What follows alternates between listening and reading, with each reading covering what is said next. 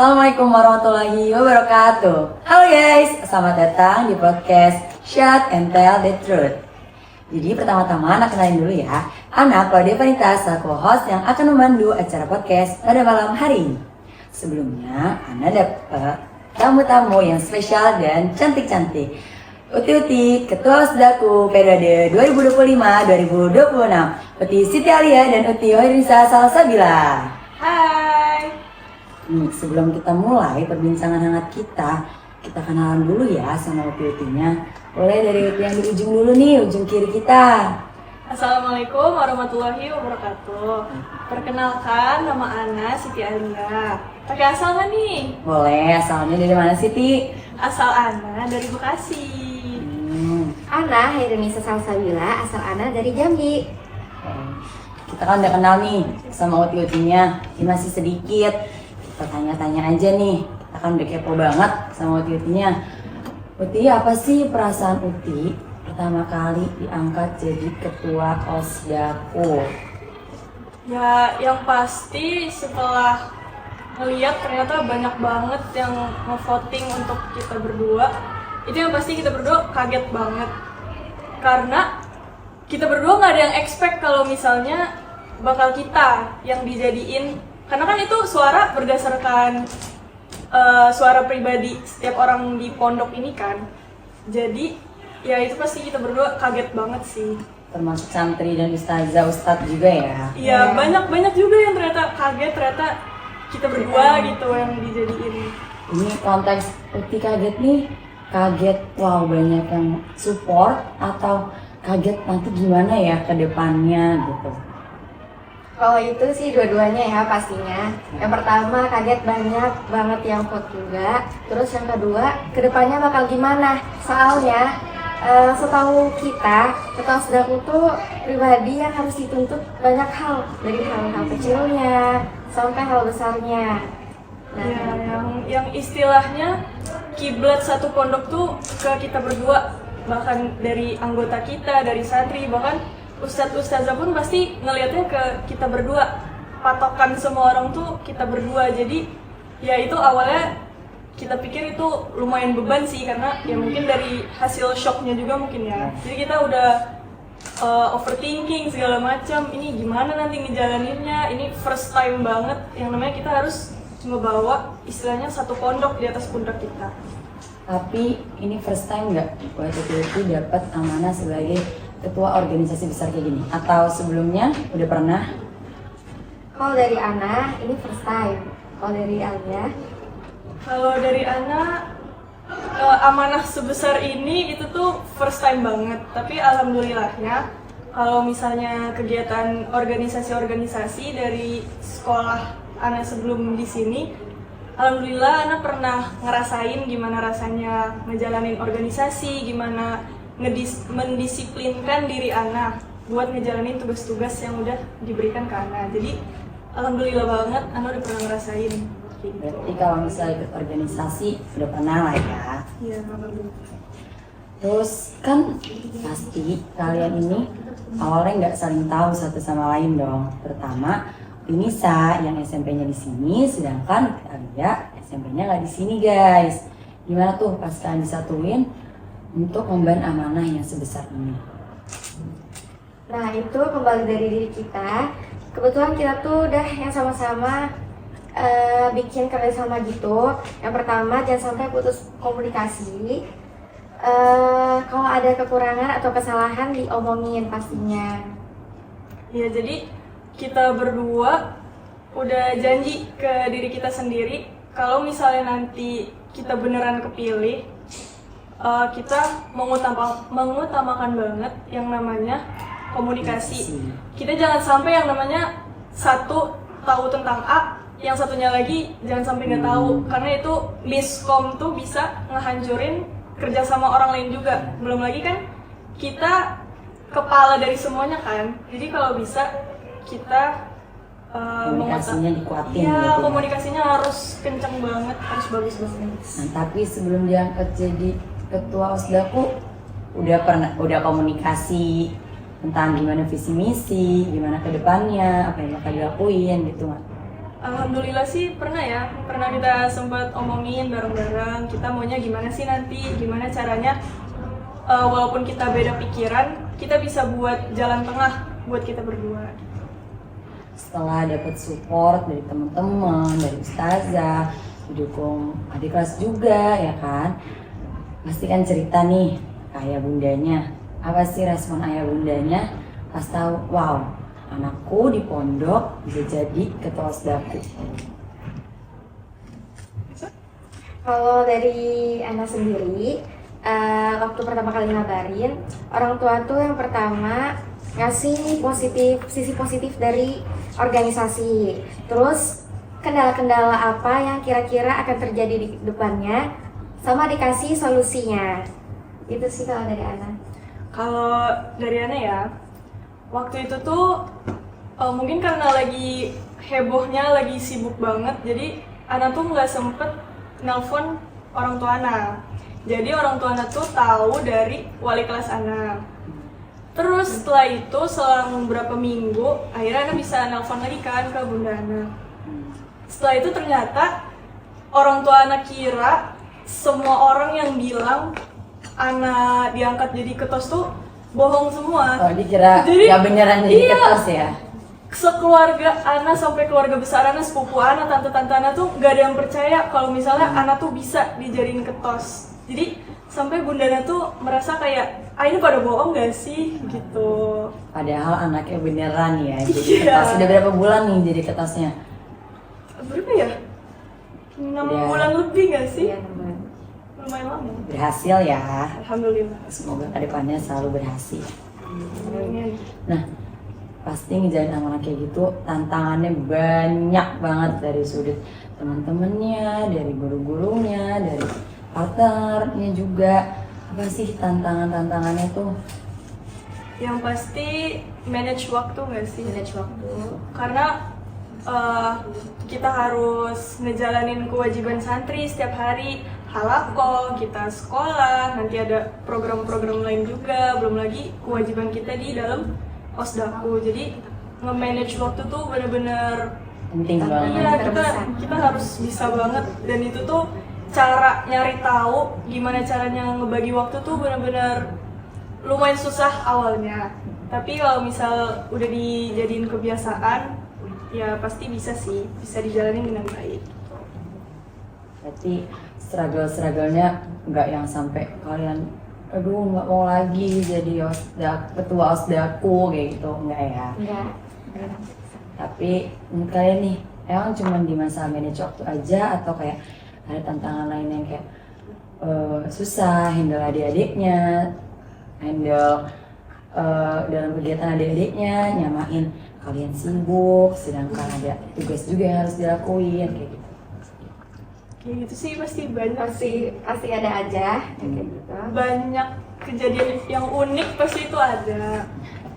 Tapi sejauh ini Ana merasa itu masih bisa di handle, itu Ana masih bisa ngejalaninnya.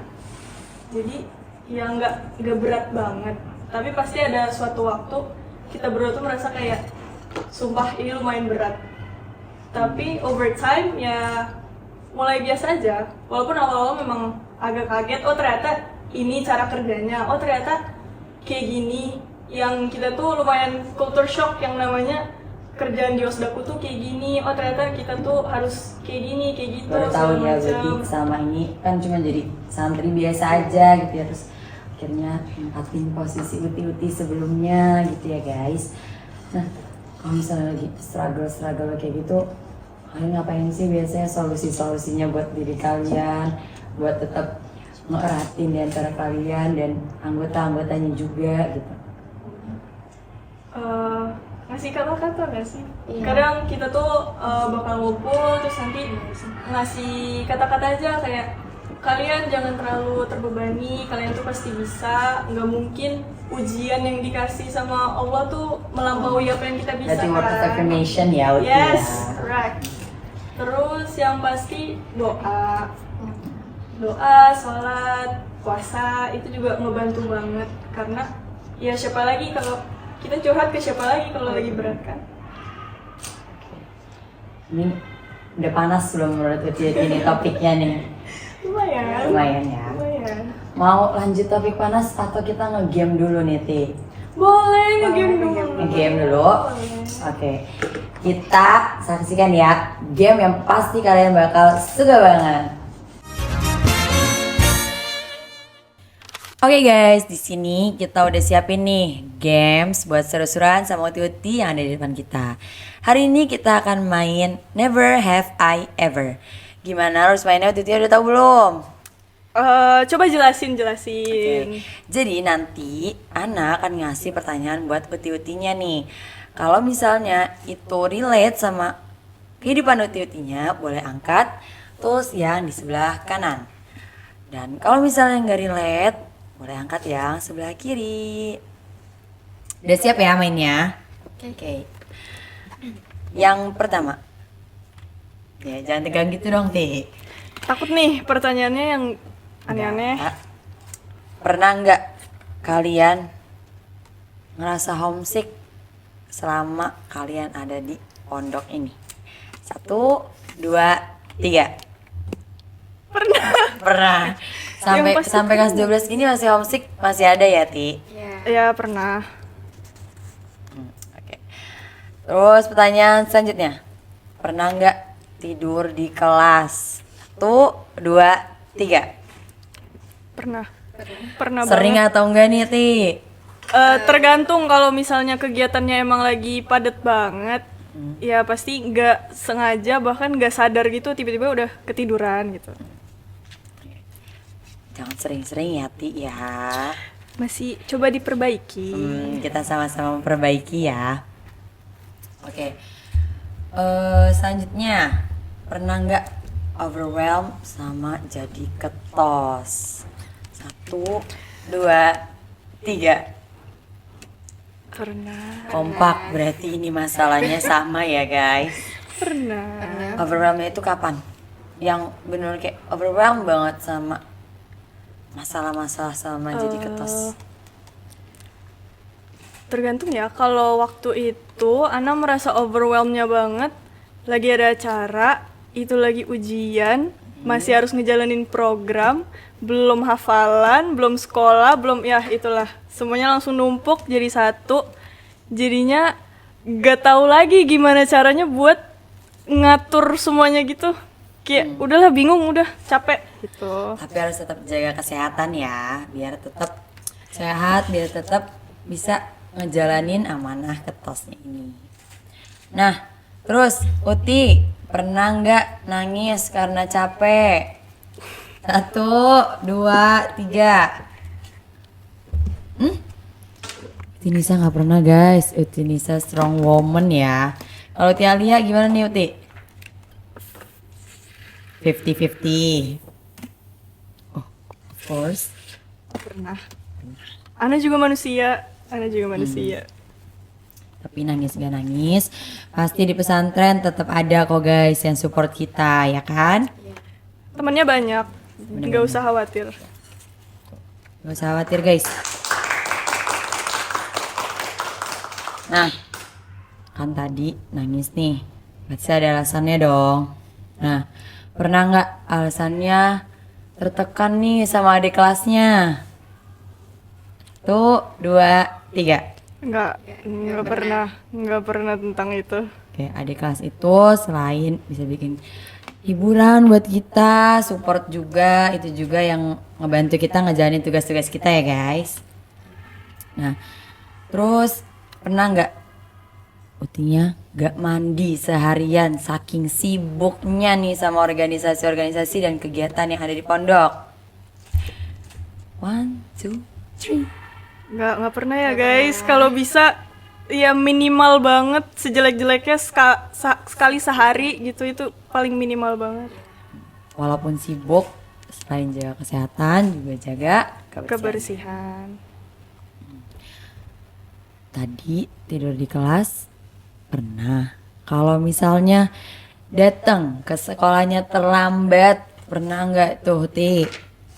1, 2, 3. Enggak sih. Nggak pernah. Nggak pernah. Masa sih Ti? Ketiduran? sebelum jam sekolah. Alhamdulillah nggak pernah. Dan jangan Jangan sampai ya. jangan pernah. Oke. Utinya rajin-rajin, kuat-kuat ya guys ternyata. Ini pertanyaan spesial banget dari teman-teman Nasdaq ini juga dan teman-teman angkatan. Kira-kira kalian bakal kangen gak sih sama amanah kalian ini dan partner-partner kalian yang gemes-gemes? Ya Allah, rajin-rajin banget juga ya teman-temannya, Insya Allah. Wah, cuy. Pasti banget. Pasti banget. Pasti. Iya. Walaupun berat ya, emang ya gimana sih, amanah sebesar ini emang pasti berat. Cuma kebersamaannya itu yang pasti bakal dirinduin banget. Silakan banget ya. Ini topiknya jadi kayak sedih-sedih. Mellow. Gitu, mellow. Terus ini kan di pondok nih. Ada di kelas, ada di kelas juga. Pernah nggak sih waktu itu defensin sampai dapat makanan atau barang-barang dari adik kelasnya? 1, 2, 3. Enggak. No. No. No. Jadi kalau misalnya waktu itu diajak foto nih kayak adik-adiknya, aduh, saya ngefans juga waktu adik-adiknya tuh kagum sama Uti-Uti nih, jadinya kayak mau deh foto sama Tinisa, sama Kali. Aku juga ngefans loh guys sebenarnya sama mereka. Udah nggak yang ngajak kalian foto? Kan? No. No.